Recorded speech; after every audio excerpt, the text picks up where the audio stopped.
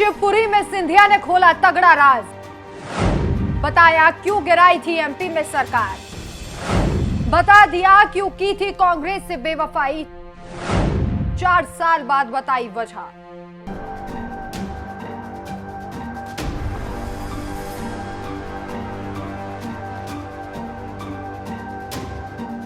नमस्कार, मैं हूं आपके साथ राखी लांबा और आप देख रहे हैं न्यूज एक्सप्रेस। तो करीब 4 साल पहले एमपी ग्वालियर के महाराज ज्योतिरादित्य सिंधिया ने एमपी में ऐसा कारनामा किया था जिसके बाद उन्हें गद्दार कहा जाने लगा था, क्योंकि उन्होंने कांग्रेस की सरकार को गिरवा दिया था।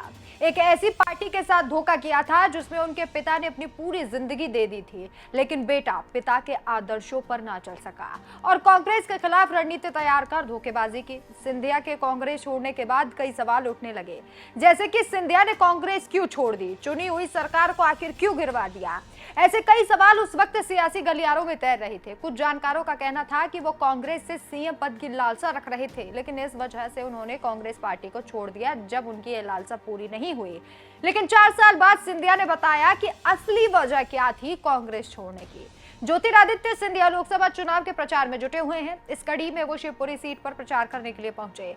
यह जनसभा को संबोधित करते हुए उन्होंने एक बार फिर से पानी पी पी कर उसी कांग्रेस को कोसा जिस कांग्रेस ने उन्हें कभी मान सम्मान दिया था, पद दिया था।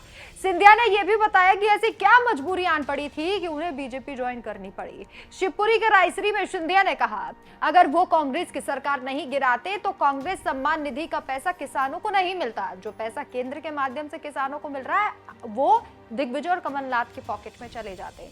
इस राशि को बचाने के लिए ही सिंधिया जी बीजेपी में चले गए थे। यानी कि किसानों का भला हो या तो सिंधिया ने किया है या फिर मोदी जी ही किसानों का भला करने के लिए इस धरती पर अवतरित हुए हैं। वैसे ध्यान देना चाहिए कि ये वही सिंधिया हैं जो कांग्रेस में रहकर कहते थे कि किसानों के लिए अगर किसी पार्टी ने कुछ किया तो वो कांग्रेस है, लेकिन अब उन्हें कांग्रेस फूटी आंख नहीं सुहाती। सिंधिया ने कहा था 65 साल सत्ता में रहने के बाद भी कांग्रेस कुछ ना कर सकती। 10 साल में मोदी जी ने देश का विकास के पथ पर देश को आगे बढ़ाया। आज 80 करोड़ लोगों को मुफ्त राशन मिल रहा है। उज्ज्वला योजना के माध्यम से महिलाओं को गैस चूल्हे दिए गए हैं। किसानों को किसान सम्मान निधि दी जा रही है। अब 7 मई को एक बार फिर से मोदी जी के हाथों को मजबूत करना और तीसरी बार प्रधानमंत्री बनने के लिए अब की बार 400 पार के नारे के संकल्प को पूरा करना।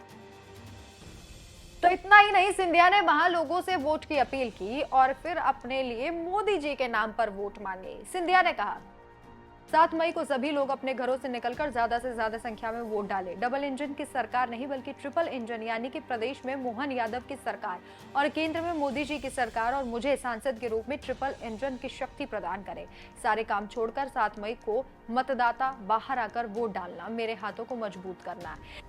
ये वही ज्योतिरादित्य सिंधिया हैं जो कभी छाती पीट पीट कर बीजेपी को गाली दिया करते थे, लेकिन सत्ता की चाह और पद के लालच में उन्होंने यू टर्न ऐसा मारा कि बिल्कुल मजबूर हो गए। आज सिंधिया कह रहे हैं कि कांग्रेस ने किसानों के लिए कुछ नहीं किया, लेकिन कभी यही सिंधिया कहते थे कि किसानों को मुआवजा देने वाली कांग्रेस सरकार ही है। ये सब समय का फेर है और शायद ये लालच भी है, वही राजनीतिक लालच जो बड़े बड़े राजनेताओं को इधर से उधर होने पर मजबूर कर देता है, जो जनता को ये सोचने पर मजबूर कर देता है कि हमने जिस सरकार को वोट दिया था वो सरकार गिर गई और फिर से दूसरी सरकार सत्ता में आ गई जिस सत्ता को चुना नहीं था।